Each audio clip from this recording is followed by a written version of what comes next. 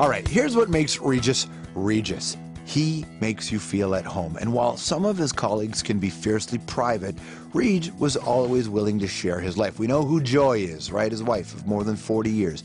We know it winds him up, which thankfully is pretty much everything. And while he may be an icon, Reg really earned it. He worked his way to the top just like the rest of the 99%ers out there. Grew up in Bronx in the 30s, was all about Bing Crosby, dreamed of becoming a singer. His folks weren't too hot on the idea, how many would be? They were actually pretty critical, so after graduating from his beloved Notre Dame, Reg enrolled in the Navy. But the fire still burned in him, and he set out to make it in show business. Started near the bottom as a page at NBC, then worked his way in front of the camera, scored his own show, went late night on the Joey Bishop show, then became a mainstay on daytime. Reg was actually in his mid-50s when he relaunched the ABC morning show that made him a household name. His run on Live, that's right, it's called Live, ended just 2.5 weeks ago. And in the 29 years between, he's met some amazing people, learned a lot of lessons, and asked the most famous question in primetime. Final answer! Final answer! Regis is here. Regis Philbin! Thank you. Hi, George. Good to see you, buddy. Good to see you. How are you? You well? Thank you, Warren. I'm fine. Yeah. What's happening, sir? What's happening? I'm here in Toronto. It's nice when you don't have a job anymore, isn't it? That's right. You want to know something? It really is nothing on your head, you know. Get up in the morning, don't have to worry about anything. It's just wonderful. But is it an adjustment in any way? Well, yeah, but you know, I've been on the road with this book, making my book tour, and so there's so much going on that I really don't even know that I'm not working. I feel like I am. For sure. But that's always been key to you, right? I mean, you've been going from the very beginning of this. Heard a lot about you, George. What did you hear? I heard that you're Canada's gift to Canadian women. Well, you know, Regis, Christmas is coming, and it is the time of gifts, isn't it? That's right. That's right. No, but you are Canadian women's boyfriend. All of them. And a couple of guys probably, too. Well, that's okay. That's okay. We're here for everybody, Regis. No, but congratulations on a terrific show. Thank you. Thank you. Nice to have a late-night show for a change, Yes, it is. I like that. Yeah, I like sure. that. Morning's tough over the years? Well, it is because, you know, you have to get up and put everything together and get out there and make it happen. At night, you've got most of the day to put together what you want to say and how you want to handle it and check up on the guests. So there is an advantage to it, no kidding. For sure. I saw you, it came from Katie Couric, the idea that it was a contract reason that you quit, but maybe you weren't telling her the truth. Is that true? A lot of people ask me that. Well, you know, did ABC try to keep Regis? Or did they just let him go when he said, I'm moving on? No, they came back with a contract, but it wasn't anything that inspired me to stay. So that's the answer to that, really. I think that's awesome that you're in a position where you went, so here I am, Regis, I have this show. I don't need the show. And away I go. Are you talking about yourself now? No, you. No, I still have a contract. Hang on to it. I know. No, I mean, I worked 28.5 years on that show, in that studio, you know, with the same Gelman every time. And before that, I worked another 28 years in Hollywood, various shows. Right. And so I feel like, you know, it's time for me to maybe try something else. And I'm still thinking about that. I don't know what that is yet. It's incredible if you go back to the time when someone prophesied to you that this would happen. Yes. Did you read that in the book? I did, yeah. I believed in astrology. And I got a break in the 60s to replace Steve Allen. And who's one of the most influential, if not the most influential, talk show host ever. Terrific. He was so gifted and so talented. And so for something different, I said, get me an astrologer. So we got the guy from the Los Angeles Times, who's also nationally syndicated all over America, Sidney Omar. And so I bring him on, and I say, Sidney, you know my birthday, you know what the date is for the beginning of this show. How do you see things? He said, it's not going to be good. It's not going to be easy for you. It's not your show. Somebody is backstage calling the shots, and they were, and this isn't what you did to get here. Wow, I said, he's pretty close to it. But it was too late for me to change it around. And this is pre-Wikipedia, so he couldn't have read that. That's right. Right. That's right. So we waited 13 weeks till we got renewed, and I got cocky. I said, bring Omar back. And so Omar came back, and I said, well, Sidney, much of what you said was true, but I see blue skies ahead. We just got renewed. Tell me, what's going to happen? He said, well, I hate to be the bearer of bad news every time I see you, but this show's going off in 48 hours. Gulp. 36 hours later, sure enough, I got the call to go to the Beverly Hills Hotel, and they told me it was over. And so he was right on the with the network executive? Like, how did he know? You know, it was all in the horoscope. You believe in horoscopes? Well, no, but all of a sudden... What is your birth date? My birth date is August the 16th. You're a Leo. I'm a Leo. Very strong Golden Greek. Very strong. I have my moments. I have my moments. I'll bet you do. But he went on to say something else, didn't he? So anyway, here's what happened. So after that, I got a job with Joey Bishop, being his Ed McMahon. And then one day, 2.5 years later, Joey walked off the show, left me to continue it, and me and some other people. But on the very last show, they said, well, who do you want for your last guest? I said, maybe I'm crazy, but bring me back Sidney Omar. So back comes Sidney. So I said, Sidney, you know what's going on around here. First, tell me about Joey. What's in the future for him?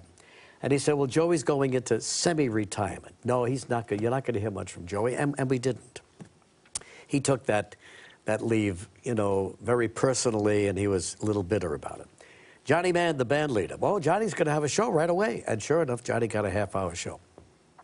And then I asked him the dreaded question. Well, what about me, Sidney? What do you see for Regis? Did you refer to yourself as Regis back then? No, I didn't. Okay. I didn't. But I love, you know, well, I'll tell you about that in a minute. So anyway, Sidney says, let me tell you something. Your name is going to become a household word in America. I said, really? I couldn't believe it because of all the bad luck I've had. Yes, it is going to become. I said, well, gee, Sidney, when? Oh, it's going to be a while. Well, tell me, how long do I have to wait? 6 minutes? 6 months? 9 months? How long? He said, 20 years. This was 1969. In 1968, I was syndicated, and by 89, 88, we got syndicated, 89, it was, Kathy Lee and I had pretty well made our stride. So he was right on the money. That's incredible, That isn't is, it? yeah. So you had said you believed in astrology in past tense. Do you still believe in it? I do. I check mine every day. Come on, really? Honest to God. Do you live by it? I don't live by it. It's a little bit of a guide or a warning for guys like you. Have you ever read anything where you're like, oh, I'm not getting out of bed today? Oh, yeah. Once in a while, you get to read that, you know, and then you're going to be on your guard, you know. Kathy Lee could get offended. Kelly could go crazy, whatever. Exactly. So now that you have the future is yours. You don't have to be in this place every day. Right. Do you think you'll finally get the call to be on Saturday Night Live? Oh, no, I don't think so, Well, let's no. play something here. Let's play a clip here. This is the closest you've been to Saturday Night Live so far.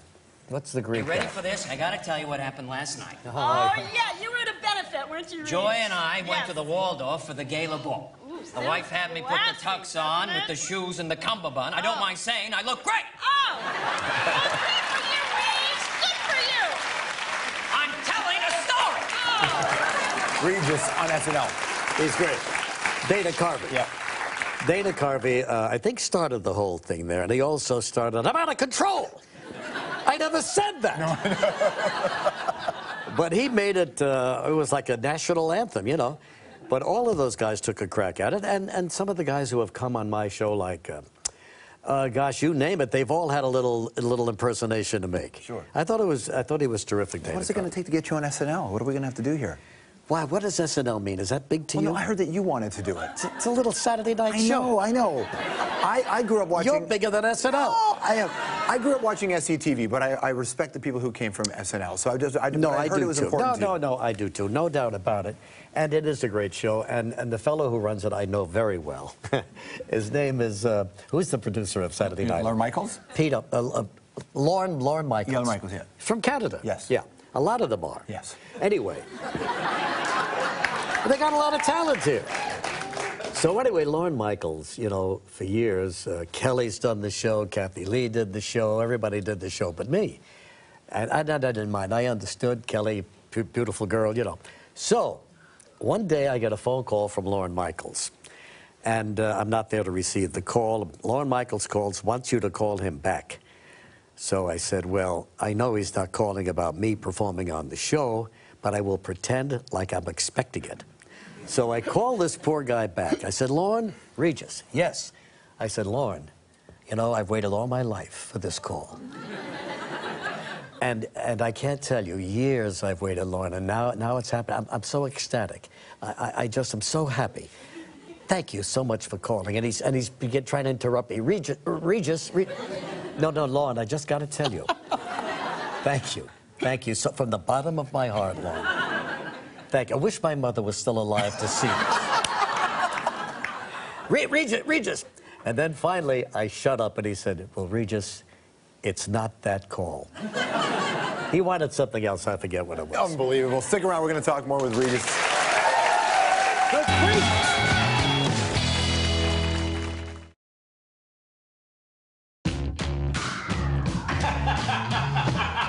You think I have a chance, guy? What do you think? Set a camera, Frank. Let's go. Okay, let's go.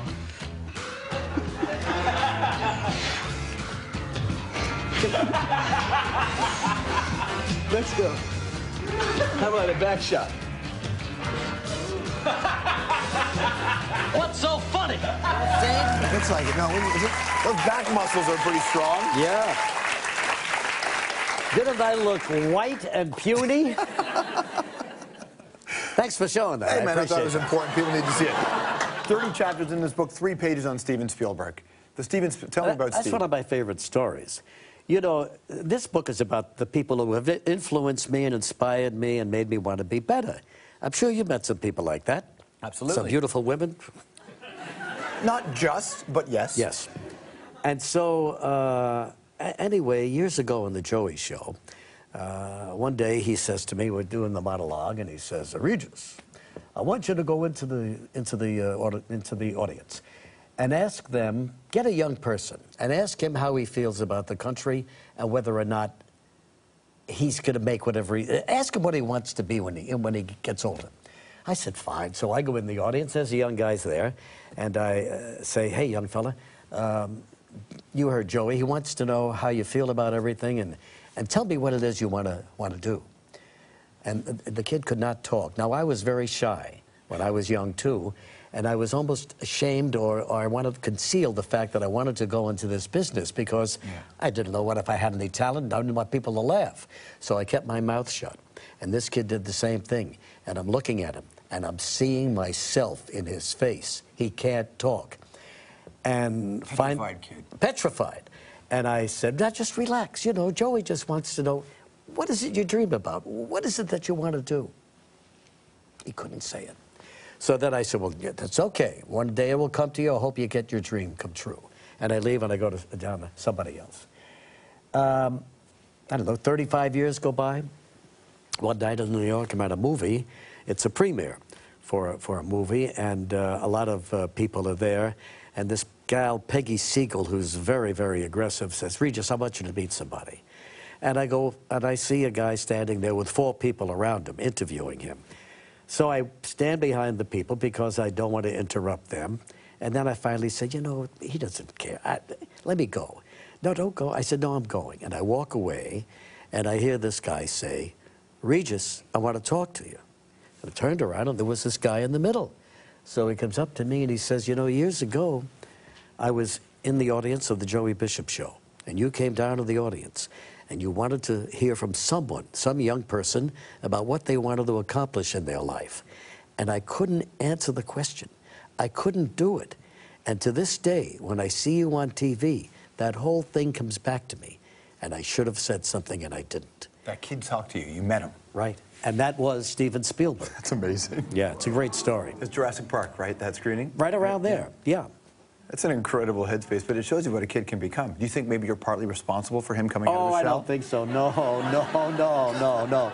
But, you know, my lesson to kids when I go to my high school and make a little lecture is you've got to be confident. You've got to don't be afraid to tell people what you want and what you expect to get, and then you got to make it happen. Absolutely. But it doesn't happen until you tell them, hey, this is it. Bing Crosby or Dean Martin? For what? Crosby was the first giant in our business. Yeah. Paved the way for Frank, Perry, Dean, all of them. And they all will tell you that in their own books. He was dynamite. Absolutely. Yeah. Okay, so between Kathy Lee or Kelly, whose kids were more tolerable? Why are you getting tough with me? I'm your biggest fan. I'm going to fix you up with somebody after the show. This is not for anybody but just you and I. It's just two guys talking. Kathy Lee's kids, they were babies when they were born on the show, as was a couple of Kelly's kids. Which were more tolerable, you know? You don't actually have to. I dropped Kelly's baby when he was 6 months old. I dropped him on his head. I was babysitting, all right? I got confused, and the kid dropped on his head. At home you were babysitting? At her home. Yeah, and he never stopped smiling. The book, How I Got This Way, it's a lot of the people who really influenced Regis and helped him get to this place. Regis Philbin, everybody. We'll be right back. George enrolled in the Navy, but the fire still burned in him, and he set out to make it in show business. Started near the bottom as a page at NBC, then worked his way in front of the camera, scored his own show, went late night on the Joey Bishop show, then became a mainstay on daytime.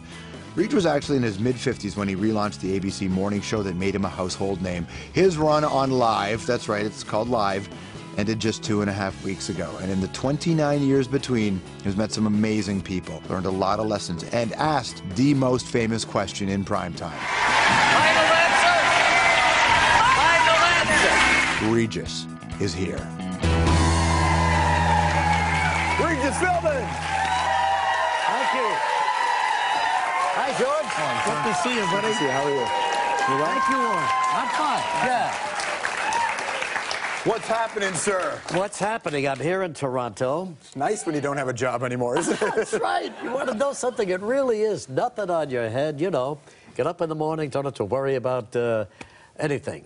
It's just wonderful. But is it an adjustment in any way? Well, yeah, but you know, I've been on the road with this book, making my book. All right, here's what makes Regis Regis. He makes you feel at home. And while some of his colleagues can be fiercely private, Regis was always willing to share his life. We know who Joy is, right? His wife of more than 40 years. We know it winds him up, which thankfully is pretty much everything. And while he may be an icon, Regis really earned it. He worked his way to the top just like the rest of the 99%ers out there. Grew up in Bronx in the 30s, was all about Bing Crosby, dreamed of becoming a singer. His folks weren't too hot on the idea, how many would be. They were actually pretty critical, so after graduating from his beloved Notre Dame, Regis tour, and so there's so much going on that I really don't even know that I'm not working. I feel like I am. For sure. But that's always been key to you, right? I mean, you've been going from the very beginning of this. Heard a lot about you, George. What did you hear? I heard that you're Canada's gift to Canadian women. Well, you know, Regis, Christmas is coming, and it is the time of gifts, isn't it? That's right. That's right. No, but you are Canadian women's boyfriend. All of them. And a couple of guys probably, too. Well, that's okay. That's okay. We're here for everybody, Regis.